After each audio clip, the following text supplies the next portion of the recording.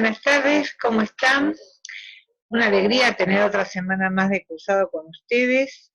En principio les quiero felicitar por el trabajito que han hecho con las longitudes de los envases circulares y sus diámetros, los cuadros que completaron, y también he visitado sus posteos, me han pedido aclaraciones de la teoría antropológica de lo didáctico, y también me han pedido que ampliara un poquito sobre la teoría de situaciones didácticas. Y bueno, a lo largo de este cursado ya voy a hacer algún material para seguir repensándonos desde la teoría y desde la puesta en clase. Además lo vamos a necesitar cuando empiecen a trabajar en la planificación con la profesora Norma Obey, que yo les sugerí que ya que ustedes estaban avanzadas en el estudio de la circunferencia y el círculo, empezar a pensarse en la planificación de estos contenidos que ya tienen construidos y que pueden estar consultando desde el campo específico de didáctica de la matemática. Para tal fin yo voy a habilitar después un foro de interconsulta cuando ustedes empiecen a planificar, y entonces ahí cuanta duda sobre el contenido, sobre lo que están pensando, eh, lo pueden hacer, y lo hacemos en ese debate, ese espacio de debate, de discusión, como se llama, temas de discusión, porque lo que pregunta uno puede servir para el otro. Bueno, dicho esto, también tengo trabajos que por ahí no he corregido todavía, pero no es porque no he querido, sino porque tuve que planificar algunas actividades y hacer algunos escritos, porque como ustedes saben yo estoy en el profesorado de matemática, y de la Dirección General de Diseño Curricular me han pedido algunos trabajos escritos, y bueno, y estoy tratando de cumplir con todo.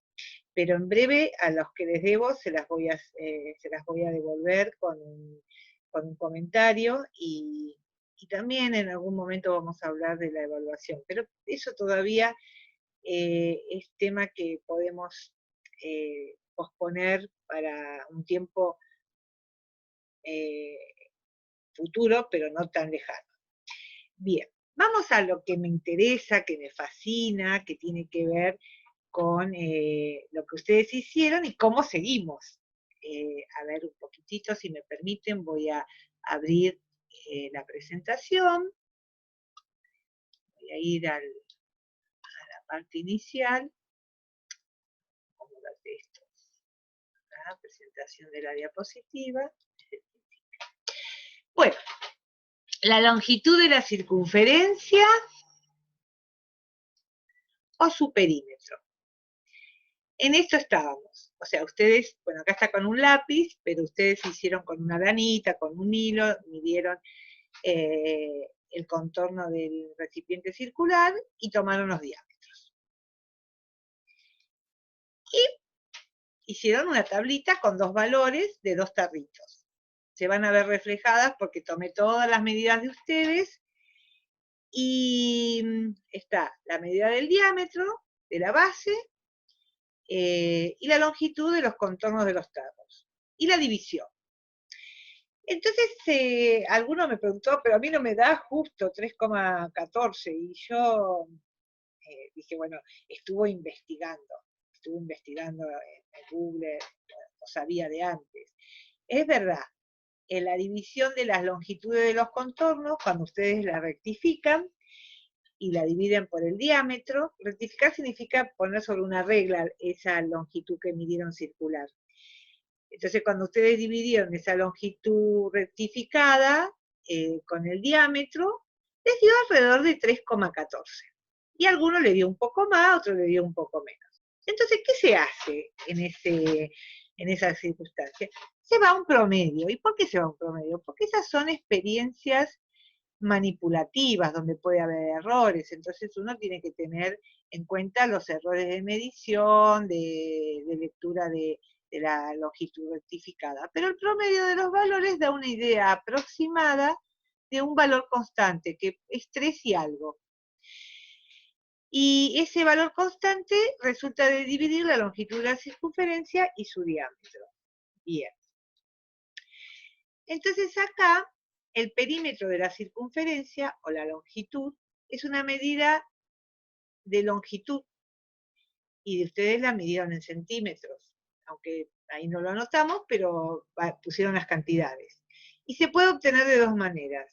Se hace esa longitud dividida el diámetro, que es la técnica que ustedes usaron para buscar la constante, y ahí les dio pi, o una aproximación de pi, pero está muy bien. Entonces, de esa división sale que la longitud, o el perímetro, dividido el diámetro, me da una constante. Por lo tanto, el perímetro es la constante por el diámetro. Si yo conozco el diámetro del tarrito, multiplicando por el valor de pi, ¿qué ocurre? Encuentro la longitud de esa circunferencia. Y si no uso el diámetro, puedo usar el radio, porque un diámetro siempre son 2 longitudes de radio.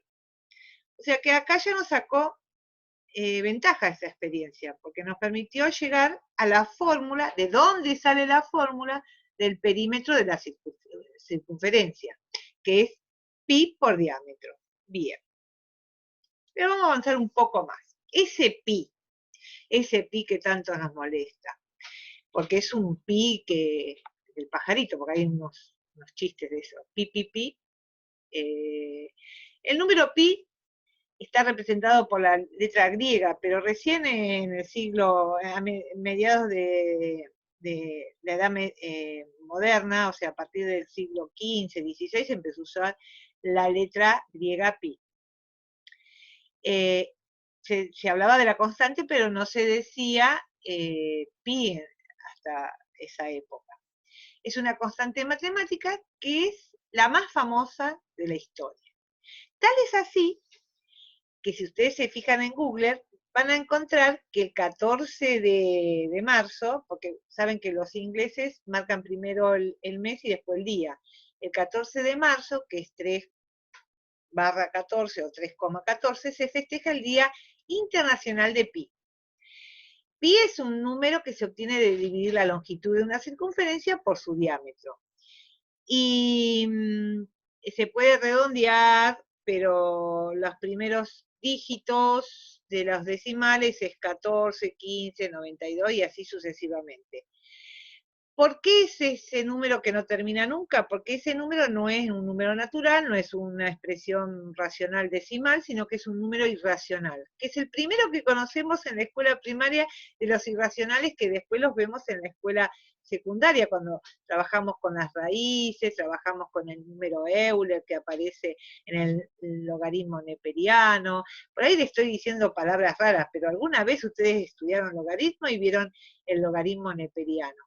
De hecho, la fórmula para el crecimiento de los contagios el COVID tiene un número irracional, que no es pi, pero es un número irracional también de esas características, que tiene muchos decimales y todos diferentes, por eso no se puede acotar.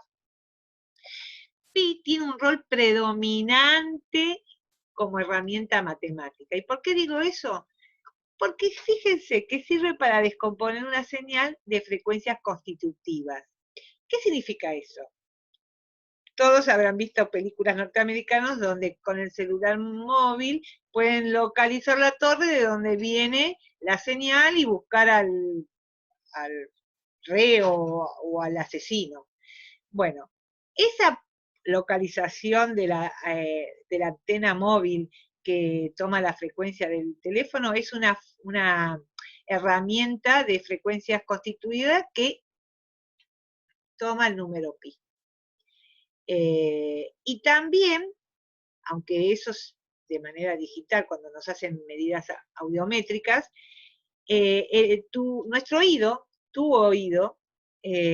oído, realiza frecuencias constitutivas para diferenciar los tonos de voz. O sea, cuando yo digo, ay, la que está hablando es Karen, no, está hablando otra persona.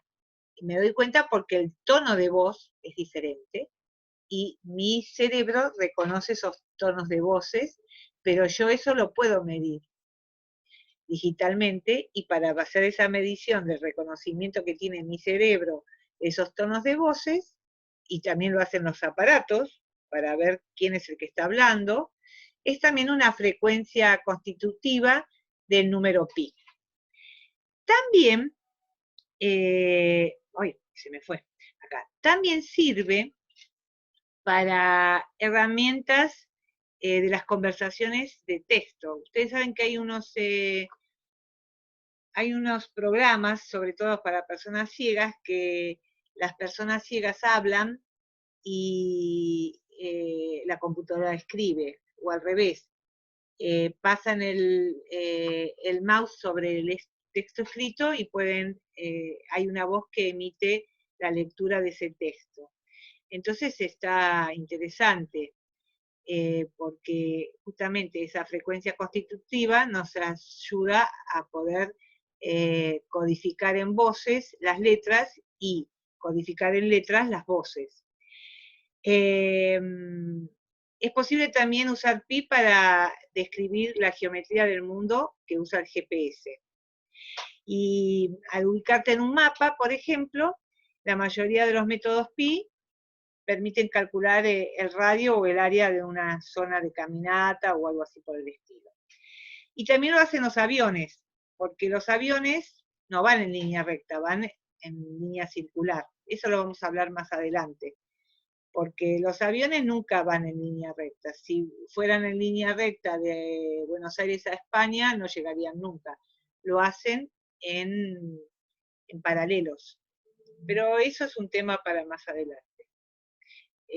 Yo lo único que le digo que gracias a eso obtenemos navegación aérea, si no, no la tendríamos. Si un avión sale de Buenos Aires en línea recta, no llega más, y se queda en el medio del océano y se cae porque no tiene más combustible. Y también para las distancias fuera del planeta Tierra, porque las rutas se pueden calcular en la navegación fuera de la Tierra y calcular con precisión qué combustible, tanto para los aviones dentro de la Tierra como las naves espaciales, tienen que llevar y en forma exacta, porque si llevaran de menos el vehículo se cae o deja de funcionar, y si llevaran de más pueden explotar cuando salen de cierta lugar de condiciones ambientales. Y en los relojes pendulares también pasa lo mismo. El número pi da ciertas ideas para que el reloj siga marcando las horas. Miren todo lo que usa pi. Por eso es el número más famoso. Bueno, pero ahora vamos a volver a nuestros intereses. Yo estoy muy concentrada porque empecé a caminar igual que ustedes, y todos tenemos autorización para hacer 500 metros o 5 cuadras a la redonda para esparcimiento. La posibilidad de pasear por 1 hora 5 cuadras a la redonda generó muchos problemas matemáticos. Por ahora vamos a empezar con uno. ¿Qué significa 5 cuadras a la redonda? ¿Cómo calcular los 500 metros a la redonda desde mi casa para salir a pasear y con los niños? Si los tenemos, y si no con el novio, si vive con uno, o el esposo, bueno, con quien uno viva, y si no solo. Podemos averiguar con una herramienta que está condicionada por el número pi, que es el Google Map y el CalcMap. Y yo hice la prueba para mostrarles a ustedes, le puse las consignas, pero para que jueguen un poquito si lo quieren hacer, si no lo hacen a mano. Eso lo hice con el Google Map. O sea, lo que hice, puse mi dirección, Avenida 10, 1910, hice clic, con la función del mouse de la derecha puse medir distancia, y después con la función izquierda del ratón fui corriendo hasta que llegué bueno, no llegué justamente a los 500 metros, llegué un poquito más, pero bueno, Será cuestión de tener buen pulso en eso, ¿no? Pero está bastante aproximado. Entonces eso me dio el radio. Pero no me deja marcar el círculo, porque ahora después vamos a ver qué significa 500 metros a la redonda, a qué se refiere eso. Si es una longitud, es un área, o es un área que está circunscrita por la longitud de la circunferencia. Pero bueno, con el Google podemos llegar a marcar el radio. Pero, si, acá, si usamos la otra herramienta que se llama CalMap, podemos marcar nuestro lugar y podemos marcar el área de influencia y lo que está punteado, que es la longitud de circunferencia. Bueno, después como esto lo voy a subir con el Power, ustedes van a tener las indicaciones. Pero yo lo primero que hice fue cargar la dirección en el buscador, después puse dibujar el círculo, y después con el botón izquierdo me fui estirando hasta que arriba me apareció donde dice radio, que estoy mostrando con el mouse, 500,35 metros. No lo pude hacer mejor. Pero después cuando está en medidas de kilómetros me da justo 500 metros. No lo pude hacer mejor porque había que tener buen pulso, se me iba para atrás, se me iba para adelante, pero es una buena aproximación porque no, es una forma de jugar y de posibilitar. Y un estudiante de sexto grado, de quinto grado, esto al toque, lo hacen muy bien ellos. Bueno, ahora tenemos que interpretar algo. Interpretación de tantos metros a la redonda. ¿De dónde viene ese término? Porque todo el mundo lo usa, pero nadie se pregunta de dónde viene. Bueno, yo les cuento algo que es muy importante. En la antigüedad, viajar era algo difícil, era lento, caro y peligroso, porque no se conocía, no había un mapa de todo, como ahora que tengo posibilidad de saber si me voy a encontrar con un bosque encantado, como se decían en la antigüedad. Por ejemplo, cuando uno lee los cuentos o ve las películas de Señor de los Anillos, uno se da cuenta de que había como un mundo circunscrito, que todos se conocían y todos lo conocían y era seguro. Y después todo lo que estaba más allá de eso era como peligroso. Bien, entonces la vida de las familias vivía en una zona reducida y podía caminar a pie entre lo que es la salida del sol y la puesta. Y eso se medía en áreas a la redonda. O sea que cuando digo 500 metros a la redonda, ya la palabra, desde la antigüedad, está indicando un área circular, algo que está circunscrito.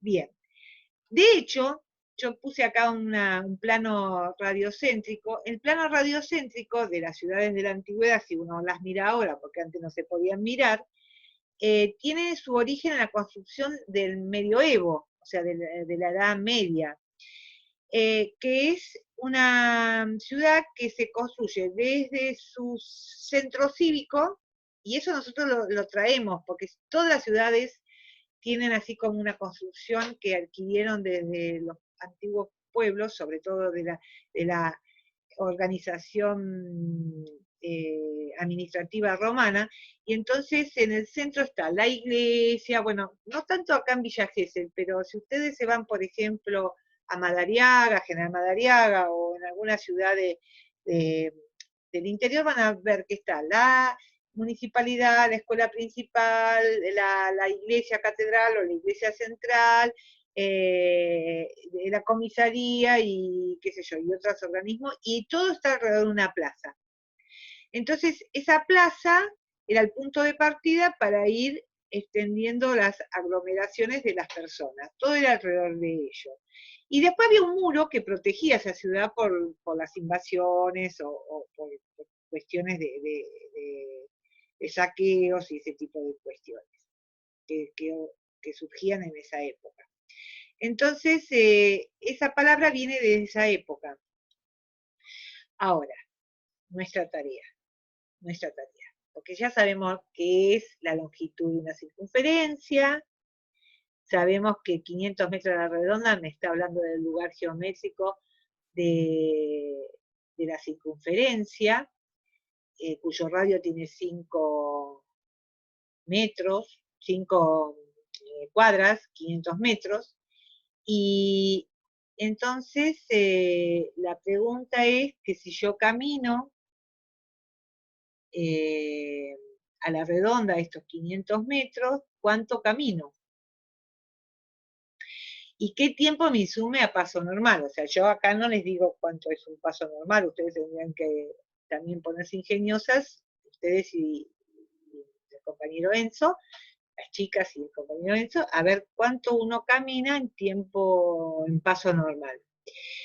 Y después otra pregunta, que habrán visto en mi mapita, es que yo no puedo caminar a la redonda estos 500 metros en mi ciudad, porque si no tendría que andar caminando por arriba de los techos, qué sé yo, no sé, o arriba de un árbol.